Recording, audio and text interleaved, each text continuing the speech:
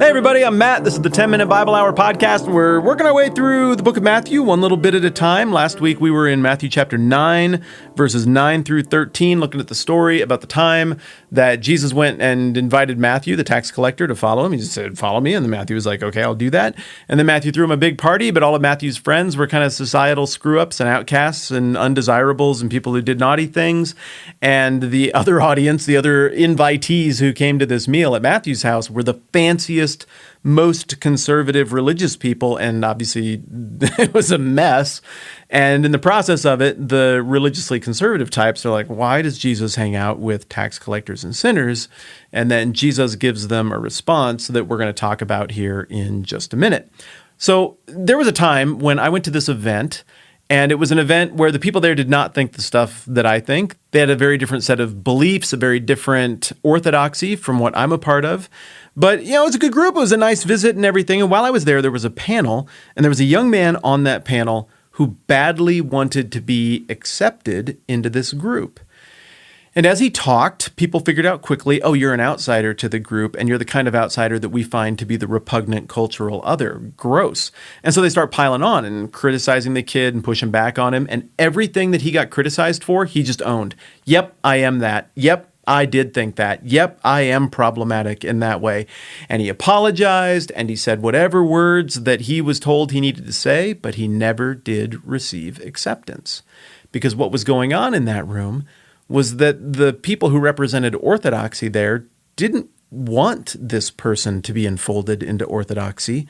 They needed this person to stay on the outside of the Orthodox group so that he could represent a moral cautionary tale about getting it wrong, and I think a moral cautionary tale about what will happen to you if you reject the group orthodoxy. That is to say that if you deviate from our orthodoxy, you will be treated as anathema, and it's going to hurt. I think the same thing is going on here in Matthew chapter 9. Who would Matthew's friends have been as a repugnant cultural other, as a tax collector, an outsider, a sellout? They would have been other people that nobody liked. But the thing is, those people who nobody likes, they do serve a purpose in society, just like they did in that group where I went to that meeting. They are that cautionary tale, and if they go away, then who's the cautionary tale? Everybody wants to feel better than somebody. I think a huge part of the reason that racism exists is just that people want to feel better than somebody else, and so they pick a group and decide, I don't like that group.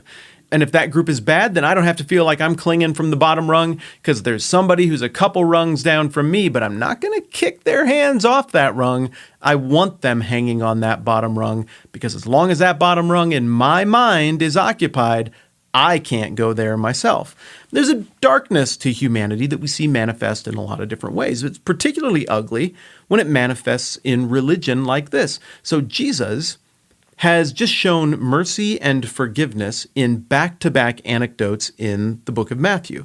You'll recall Matthew chapters 5 through 7 is the Sermon on the Mount. It's a description of this beautiful kingdom with beautiful upside-down values, loving your enemies, something completely different than the world kingdom. It sounds beautiful, but does Jesus have the authority to back that up? I mean, who gets to just come along and declare that things are different than how all the things are? And then in Matthew chapter 8, just one at a time, we see incident after incident where something to demonstrate authority over gets put in front of Jesus, and he demonstrates authority over it to the point where people are like, who is this guy? And ultimately, a couple of different critical sources, one overtly and one more subtly, identify him as God in the flesh. And so then in these last two anecdotes, Jesus is demonstrating his authority over guilt. And he forgives a guy who is lowered down in front of him as a paralytic, and a whole bunch of people get really mad about that. In fact, it's the same people, the Pharisees, who get really mad about that. They're like, you can't just go around dishing out forgiveness like that. That's blasphemy. And instead of celebrating the beauty of what just happened in this guy's life, they're mad that this individual who was hanging from the bottom rung previously, if he's forgiven and absolved, maybe he's not hanging from the bottom rung anymore, and maybe that frees up a bottom rung that I could get kicked down to. There's probably a lot of other reasons that they behaved the way they did as well, but there's one possibility.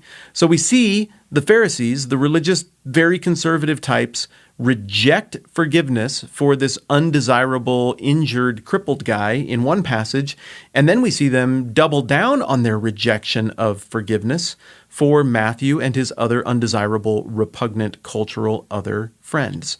But Jesus ain't having any of that because he's the king of the kingdom that he described in the Sermon on the Mount. And in the Sermon on the Mount, in the Beatitudes, the values that he said are the values of the king and the kingdom sound like they're really, frankly, pretty compatible with the repugnant cultural other. Like the repugnant cultural other might have a place, even a place of use, even a place of honor in this kingdom. Blessed are the poor in spirit, for theirs is the kingdom of heaven. Blessed are those who mourn, for they'll be comforted. Blessed are the meek, for they're going to inherit the earth. Blessed are those who hunger and thirst for righteousness, they're going to be filled. Blessed are the merciful, they'll be shown mercy. Blessed are the pure in heart, they'll see God. Blessed are the peacemakers, because they're going to be called the sons of God. Blessed are those who are persecuted, for theirs is the kingdom of heaven. Maybe they're not everything on that list, but there's a whole bunch of stuff in there that would be exactly representative of the people around this table. And there's not much on that list that would be representative of the Pharisees who are now criticizing Jesus for showing grace and compassion and forgiveness and inclusion to these screwed up people. Don't misread it. What Jesus says next makes it clear that it is within the boundaries of his authority, his unlimited authority as king, to call on these people who are at this table to change, to grow, to more exhibit the values of the kingdom, to more bend the knee to the king. So he isn't just hand-waving whatever their flaws might be, nor is he hand-waving whatever flaws the Pharisees have. Rather, what he's going to do right now is draw a distinction between the person who is in that place of spiritual poverty described in the Beatitudes I just read versus that person who is not in a place of spiritual poverty. They think all of their spiritual needs are met by their own perfection and flawlessness and exemplary behavior and knowing all the right words to say and being completely woke in whatever version of woke made sense at this moment in history. So the Pharisees gripe to Jesus' disciples, "Why does your teacher eat with tax collectors and, quote, sinners?" On hearing this, verse 12, Jesus said, "It's not the healthy who need a doctor, but the sick. But go and learn what this means. I desire mercy, not sacrifice, for I haven't come to call the righteous, but sinners." Well, if that's the case, then Jesus was hanging out in exactly the right room. The logic of the statement is impeccable. It's right there in front of our face, right? Who needs a doctor? Well, it's the one who has a problem. Now, you could make the case, well, actually, preventative care is very important. That's not the point he's trying to make. He's not saying there's no reason to go to a doctor, feel good. Obviously, Jesus is for checkups. I think what he's actually saying here is that if you are ill, manifesting symptoms, and have a crisis, that is when you need that emergency medical care. And the person who isn't exhibiting any such symptoms is not in that crisis position of needing emergency intervention. But go and learn what this means. And he's quoting here from Hosea chapter 6 and verse 6. And as soon as he starts to say it, I guarantee you that all of those teachers of the law whose job it was to know this content started to fidget because they knew Hosea as a whole. They knew the themes of the book of Hosea, and they especially knew the centerpiece, the high point of the book of Hosea, which is chapter 6, around which the entire rest of the document is built. In chapter 6, Hosea, a prophet who was working in the northern kingdom in the 8th century BC under kings who were a disaster.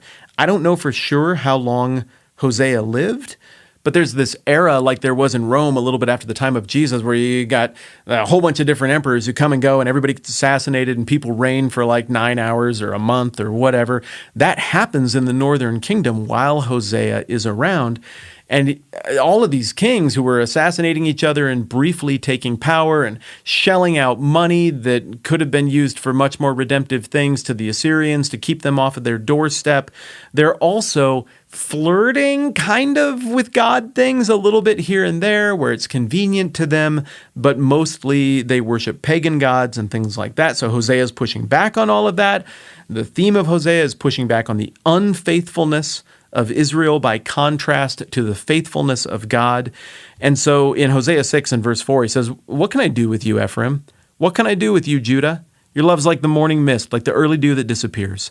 Therefore, I cut you into pieces with my prophets. I kill you with the words of my mouth. My judgments flashed like lightning upon you. For I desire mercy, not sacrifice, and acknowledgement of God rather than burnt offerings. So he goes through and he lists all of this stuff that's screwed up. He's calling out these northern tribes that made up the state of Israel. And he's saying you guys are completely missing the point. But the key verse of the whole book of Isaiah is right there in the middle of what I read. For I desire mercy, not sacrifice, and acknowledgement of God rather than burnt offering. Jesus says, it's not the healthy who need a doctor, but the sick. But go and learn what this means. Oh, they all know the verse. They can all quote it like good Pharisee Awana kids. They could win a Bible drill on Hosea 6. They know this one already. But go learn what it means. You guys can quote it, but what does it mean? I, God, desire mercy, not sacrifice. For I haven't come to call the righteous, but sinners. I would argue this.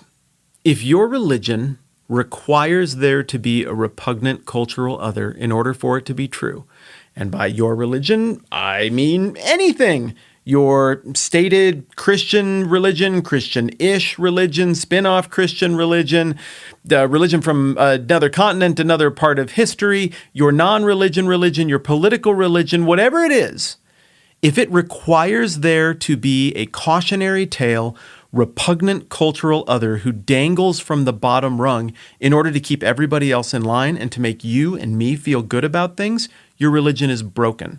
It is a world religion based on world values, like the ones that the Pharisees were espousing. If your religion does not require that, if your religion is one that involves enthusiasm about the one who is lost coming home, about the one who is wandering being found, about the one who is hurting being bound up and treated with balm and ointment and made well, then you're on to something. You're on to something that looks like the values of the kingdom of Jesus. And so what he's holding out is a very simple contrast. We got some people at this table who are delighted to encounter forgiveness and the life in the kingdom that is being held out and made possible by Jesus. You got other people at the table who are annoyed that somebody might get taken off that bottom rung and really need people to stay there. Jesus comes back and says, what's the point of the whole dang thing, guys? What's the point of religion? You got a God who we all imagine is to be perfect, whatever religion we're coming from, and then we got people who we all know by our own experience are not. What is the actual point of the exercise of all of this that we're talking about? The actual point of the exercise, and I'm putting a lot of words in Jesus' mouth here. Let's just flip these to my words.